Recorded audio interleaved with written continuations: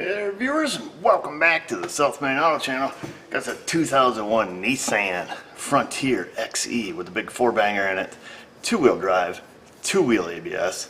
The money light is on and the ABS and red brake light is on. Customer wanted me to diagnose it. He's got an inspection coming up in a couple months. Wants to be prepared.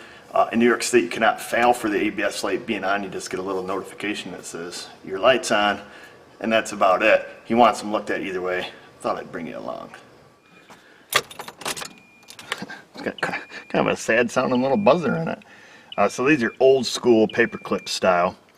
Now I went up under the dash and dug this out because I couldn't stick the camera under there. But it's going to be this blue connector. This is your ABS connector, and all you need is a jumper wire on these. So initially we'll go key off. It's the red with green. So if you're looking at the connector, top left and then the top right. So we're going to go red with green. That's the diagnostic check wire. And then you're supposed to just jumper it to a ground. And there's a ground in this pin, so we're just going to utilize that. I'm just using T-pins. These connectors are huge, so you don't have to worry about damage there. And when we turn the key on, it should be flashing. Let's see here. Technically. There she goes. Now we got to count.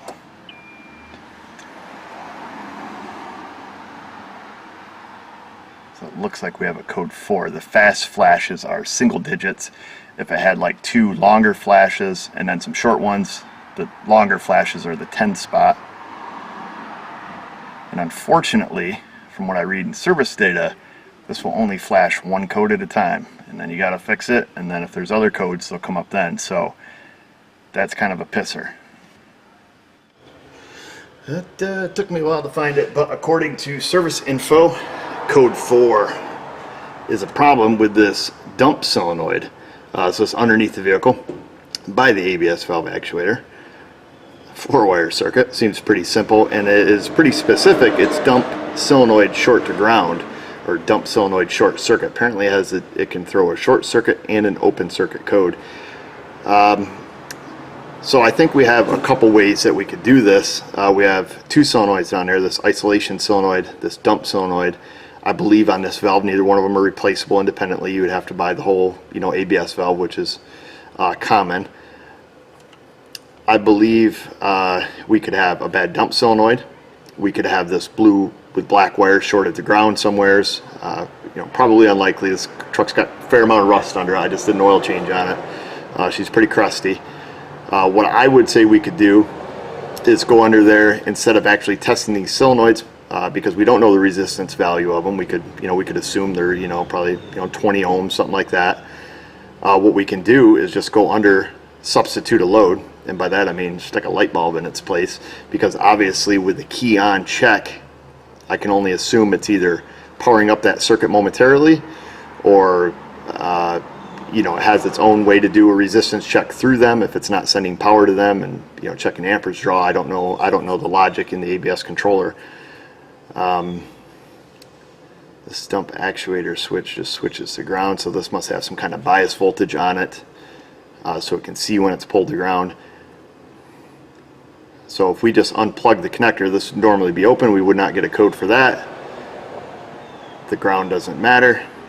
So what I would do, I think we'll grab ourselves a test light, just quick and dirty, and see if we can jumper a test light from here to ground and from here to ground, turn the key on. If it's happy with it, then we know for a fact that our dump solenoid is indeed short of the ground. I feel like I should have brought you on for the marathon. About 45 minutes it felt like getting the connector unplugged. It was crusty and nasty, and I finally got it unhooked. So this is our ABS valve underneath. One of these is the dump valve. One of these is the isolation valve, so it can either dump the pressure on the circuit or it can actually isolate the circuit, and in this case, circuit being the hydraulic circuit for the rear brakes. Yeah, wow, what a trabacle. I think what we can do, because, like I say, we're going to use a test light substitute load, but I am curious to see if we can just check the resistance value of them, even though I said we weren't gonna. We'll just see if that is any good. So blue with black and red with blue. Blue on black, there we go, red, black. So it's going to be our green and our white here. So we're going to check a resistance from ground to this white and to this green. I assume it's white, maybe it's yellow, no, it's white. And we're just going to use the old power probe So we're going to take and set this down in feed test mode. And that should give us a resistance value only up to 10,000 ohms on this. We will make sure that it works. And it does at 0 ohms. So I'm going to go in here, clamp onto the ground. We'll see green, I said. I'll do the green one first. Shut that annoying buzzer off. That one is 4.1 ohms. The other one is 1.9 ohms. I can only assume that the one that is 1.9 ohms is potentially our bad one, or they're both bad, because that's quite an amperage draw. So let's see, 1.9 ohms, that's almost short to ground.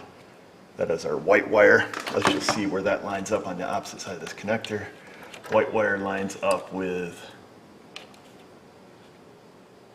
what does that line up with? Black with blue. And if we look on our diagram, black with blue is the dump solenoid. So I can only assume that that is a shorted value. I wouldn't be surprised if the other one is also. What we're going to do to substitute it is bring out the old double donger. So this is our 1157. Is that what we used? What is this thing? 3757, either case, dual element bulb.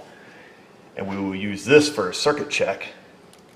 And what we will do is we're going to find our ground, which is this one up here, which is the black wire, and then we're just going to put the right wire in there, put our ground from our dual element bulb right in there. Now don't worry, I am front probing, but these pins are huge.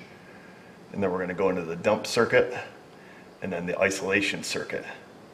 And I'm curious to know if once we turn the key on, because this code should be self-clearing, let's set this up here so it doesn't fall, if all of a sudden it's happy with it now, that would 100% definitively prove all of the wiring down to the ABS valve. The only wire we left open is that yellow wire, which is the dump actuation circuit, which is normally open anyways, so that should not cause any codes.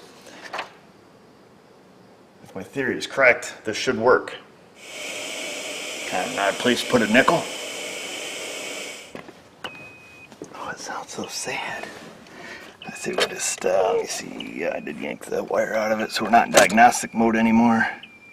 Hey, look at that, light already went out. Let's see, I can start it, right?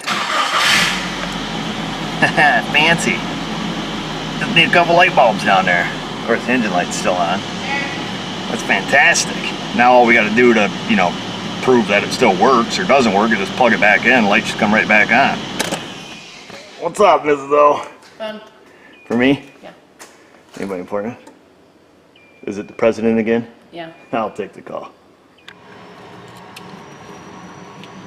I really don't want to plug it back in. I spent forever getting it unplugged. It does go up on this bracket, which I'll put it back on. But for the time being, we're just going to start it up. Ooh, ow. That's my elbow. Let's see. Get you over here. Light staying on.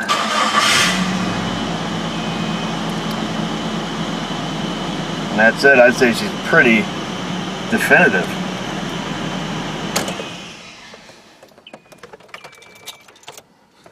Turn that sad little guy off. So I think that is helpful in a couple senses. Well, first of all, what's neat is no scan tool required. Just get my pins out so I can flash them in front of the camera. You know, the old paperclip trick reminds me of the old OBD1 GMs. And a lot of older OBD1 cars, for that matter, you could flash codes out of. Now this is not, you know, OBD1, but still has the ability to flash codes out of the rear wheel ABS. Being the fact that it, according to the service info, will only display one code at a time, I think it's nice being able to add a substituted load in place of those solenoids, because, you know, now we started it, unless it has some kind of fault once the vehicle gets rolling, which I suppose is a potential.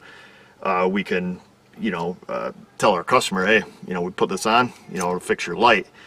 It would be wise, in my sense, to take and leave those bulbs in and just, you know, get her up to about 20 miles an hour just to make sure it's not going to trigger some kind of speed sensor fault or some other fault if the ABS does some other kind of self-test once it's moving. So that's my thoughts on that.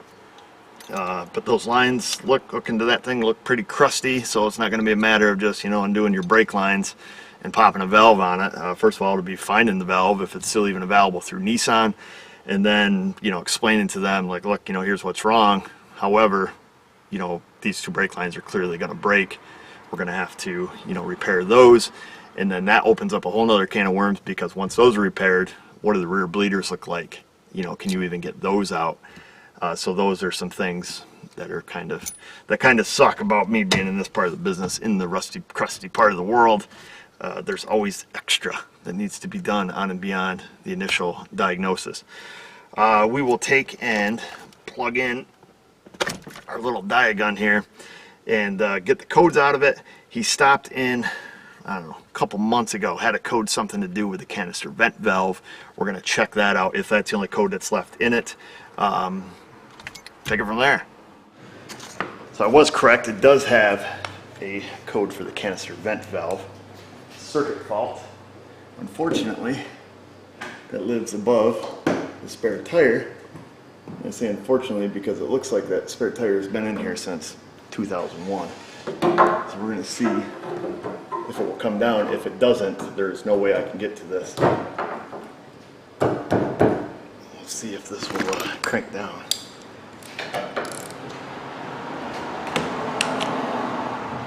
Mother of pearl!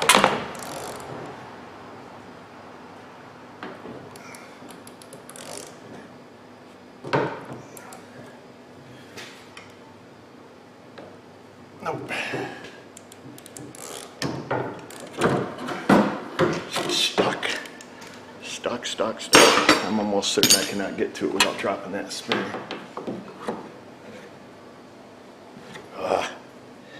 It lives up in this area over here in the bottom of your screen where my finger is. It's up above the spare tire, up above this cross member attached to the charcoal canister. Without dropping the spare, there's just no way to get to it. The spare is looking crusty. The only way to get it out is cut it out. I'm not going to spend hours trying to air hammer and spray and all that stuff. Truck's going to be going to the crusher in the next couple of years. I'm going to have to give the customer the option, you know, what you want me to do, chop it off. It's about the only option. However, I think we have a plan B, which is, I believe this is a harness that runs to it. What I'd like to see, kind of move this filter up out of the way a little bit for us. I want to see if we can just get to the wires. There should be just two wires.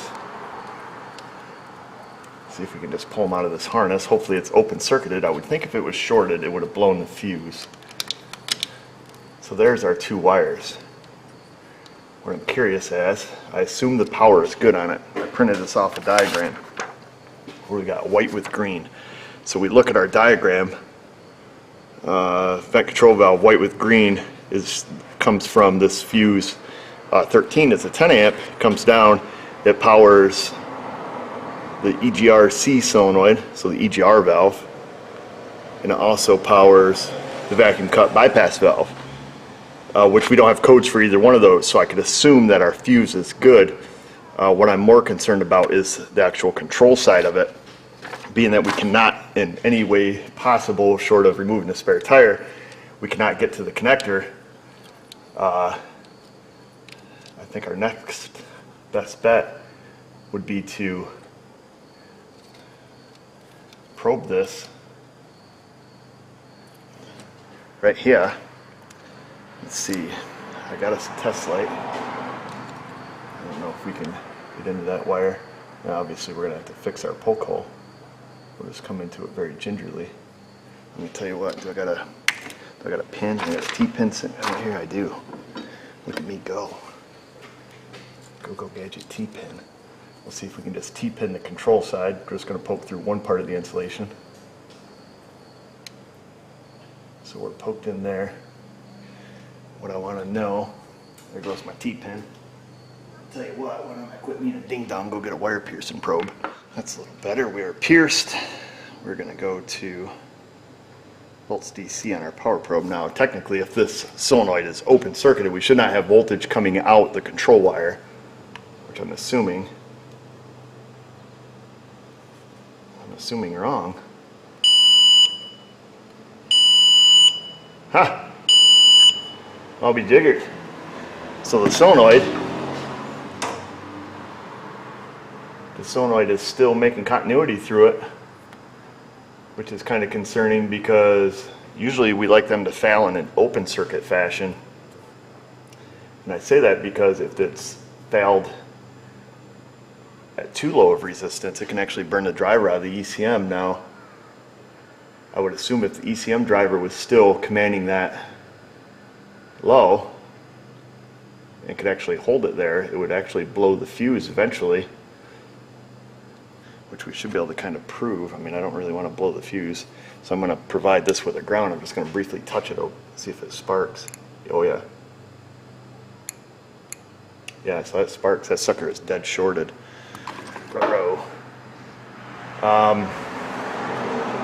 There's no way for us to test that driver.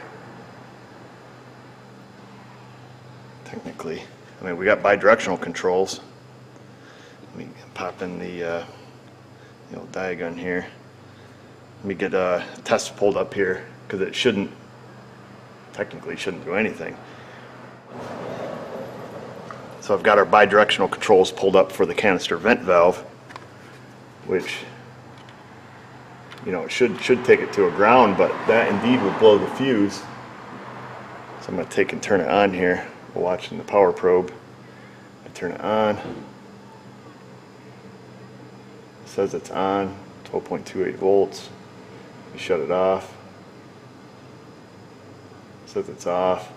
No change. It stayed right at 12.28. Technically, it should go to ground until it blows the fuse or burns the driver out of the computer. So we have a small situation here. The only way we could tell this definitively, if the ECM has some kind of circuit protection device, would be to cut this wire, which I don't really want to do. Crap, I wish I could get to the connector on it, but we can't. If I make the decision to cut this wire, can we just put it back together easily right here where it's at? I suppose we could. And this is going to be the only way. It's the only way, folks. Because the customer needs to know, do they need a canister vent valve? Or do they need a canister vent valve and a computer? And that's assuming our bidirectional controls work, and I'm making a lot of assumptions right now. That wire is in a good spot where we can repair it. We can easily put a crimp and seal connector on that. We're going to chop it off. Right, we can fix it where it's at, right? That is the control wire, right? I feel like a ding-dong if I'm on the wrong one. You dipsh. I am such a moron. Should I leave that part in? Yeah, I should leave that part in. Why? Because you're an idiot. Pay attention to your diagram, you ding-dong. The white with green is not the control. Alright. We all make mistakes. At least I didn't chop it off. Let's see. Hey, that looks a little better. Okay, so we do not have power going through the coil. That had me slightly concerned. So the coil is open circuited. Alright. Yeehaw. Power going in. No power coming out. What we want to know, does the ECM driver work? Oh, some days I feel like a jerkwad.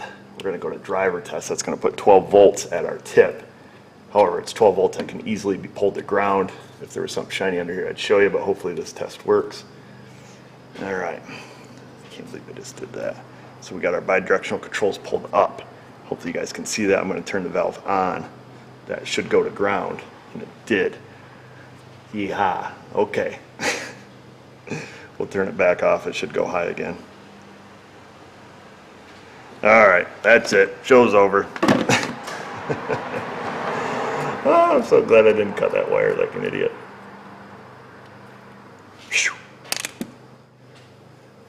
I'm going to patch up my poke holes. A little bit of liquid tape. It's got 2 holes on each side. There's one. And there is the other. I'll let them dry while I go to lunch. Unbelievable. This is why you double check yourself, folks. Alright, I'm only human. So forgive me for making that mistake. I'm glad I double checked. I don't know why I was thinking the white with green was the control when I clearly showed you that was the power that ran the other 3 devices, two devices. Either case, simple mistake, double check your work, especially before you drop it off. This vehicle, we can confidently say needs a canister vent valve and or a connector. I reached up, gave it the classic reach around. I could feel the wires going into it. I gave them a tug, but that's all I can do. I can feel it, I can tell that it's plugged in. I can also see it, and I can see the canister vent valve looks like about the rest of the truck. Super, super rusty. Plastic solenoid wrapped with metal. The metal gives it a squeeze and a pop, and that's the end of the show. You know, pretty common. See it on Toyotas too. Same style, you know, vapor switching valve or canister vent valve. They like to use those. That's it. I'm gonna move on. Let that dry. Go eat some lunch. Call the customer. Let him know what he needs. And you guys let me know what you need down in that comment box. Leave questions, comments, criticisms, concerns. Find us around the socials, all that business. And just remember, viewers, if I can do it, you can do it. Thanks for watching.